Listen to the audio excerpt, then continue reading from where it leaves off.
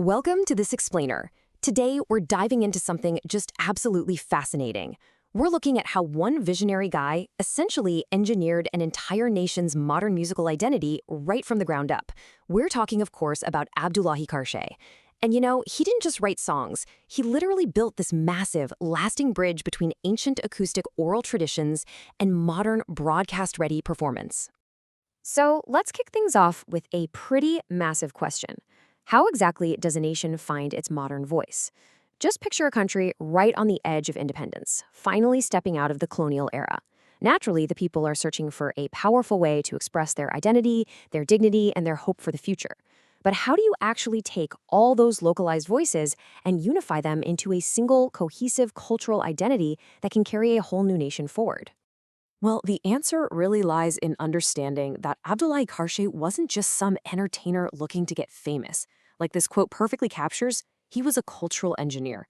He took on this monumental task of laying the actual foundations for modern Somali expression. He knew that oral poetry had always held just immense power in Somali society, but he also realized that if he could engineer that poetry with modern melodies and instrumentation, its influence would absolutely explode. Section 1. Before the music. Okay, to really grasp the sheer scale of his impact, we have to look at the contrast of the era.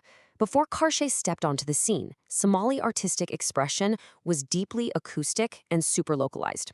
We're talking oral poetry, traditional rhythms, community storytelling around a fire. But post-Qarshe, the whole paradigm shifts. Suddenly, we're seeing actual stage performances, widespread radio broadcasts, and tight, organized musical arrangements. And the genius part is, he didn't scrap the traditional poetry. He just gave it a structured musical framework so it could be recorded and broadcast to everyone. Let's quickly trace his timeline, because his background is absolutely key to his whole innovation. Born in 1924 in Moshi, Tanzania, to a Somali family living abroad, he was exposed to different cultures literally from day one. Later on, he studies in Aden, Yemen, and honestly, this is where the magic happens. He's soaking up Arabic musical traditions, Indian melodies, Western instruments. This massive global exposure basically handed him the blueprints for his unique sound. He figured out that Somali music could stay fiercely Somali while still absorbing the sounds of the wider world. Section 2. Designing a new sound. Which brings us to a total game changer, the Kaban. For those who might not know, Kaban is the Somali name for the oud, which is this beautiful stringed instrument. Qarshe essentially made the Kaban the main structural beam of his music. And the reason this matters so much is that it allowed him to craft melodies that carried all the emotional weight of traditional Somali poetry, but in a format that was super easy to perform, in theaters or play on the radio. The lyrics stayed purely poetic, but the vibe was fresh, modern, and totally unforgettable. Section 3. Elevating Qaraami and Theater. Now let's talk about Qaraami for a second. This was early youth culture music. It was all about romance, longing, heartbreak, and because of that, it was actually considered pretty controversial back then. You can kind of think of it like the rebellious punk rock of its day. But Qarshe takes this raw, informal, rebellious sound and gives it serious, formal arrangements. By doing that, he literally dragged Qaraami out of these informal hangouts and elevated it into a highly respected artistic space. He proved it was a legitimate cultural art form.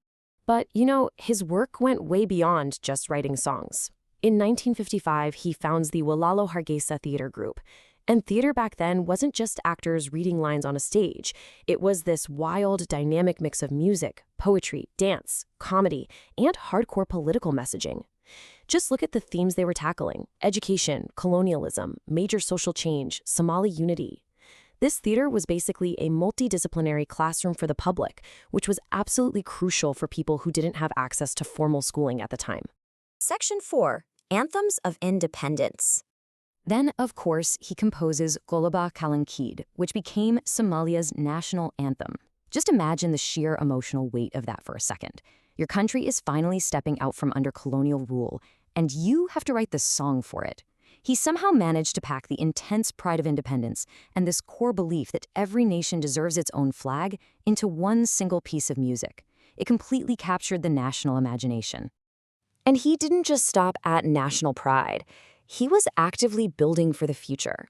Take his song Akwan La'ani wa Iftiin La'an, which translates to lack of knowledge is lack of light.